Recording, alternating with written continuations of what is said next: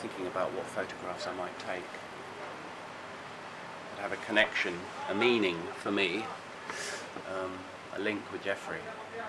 Given that we're in Bristol, it's been a bit difficult. However, I got out some of my old vinyl records, which from many years ago that he and I probably bought together in our early 20s. Jeff and I would spend a couple of hours on a Saturday morning, very often doing that. And if we had enough money, buying one or two. We didn't always, of course. Sometimes just went in and listened. So that's where most of these came from, I reckon. Yeah, good 9, slightly out. Here we go. Oh!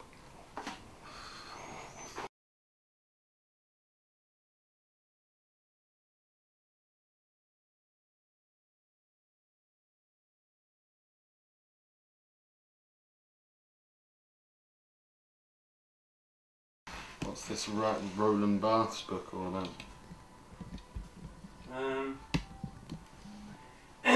His reflections on photography of his mother.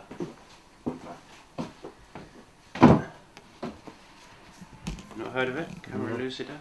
Pretty famous.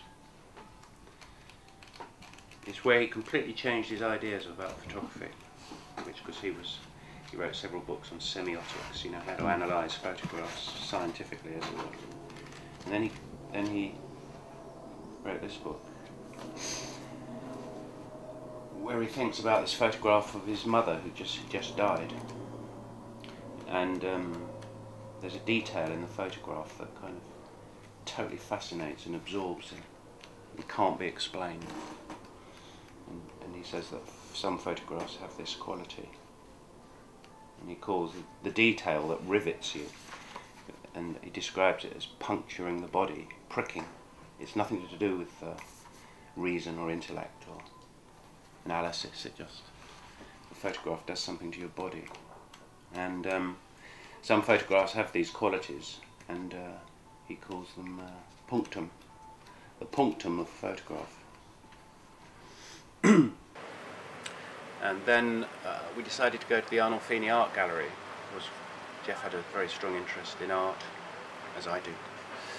But it's not a place that I remember particularly strongly in connection with Jeff. But I suppose it did remind us of the interiors of art galleries, in which he must have spent a lot of time. I think he became, over time, he became less interested actually in the politics and the sociology and the, you know, ideas and theory around art, because yes, he probably could get quite cynical and critical of all that. You know, what's the word? You know, sort of art culture. But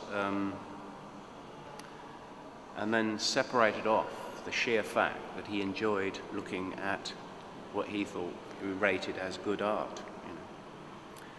And it was that he was sort of knowledgeable about, I think.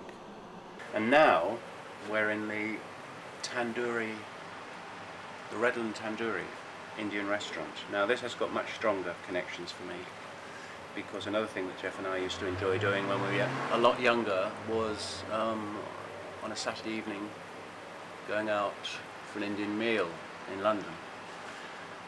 No, well yes, when you ask me about using this camera, that's the thing, isn't it? Even though I've used such cameras, mechanical cameras, and been very involved in chemical photography for some 10 years, I haven't done for about 15 years. And in the meantime, of course, I started to use the digital camera quite a lot. I've got a very small, very efficient little digital camera.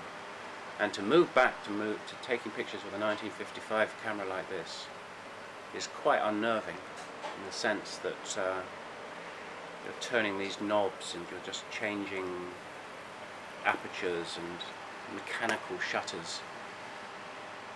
And there's something very,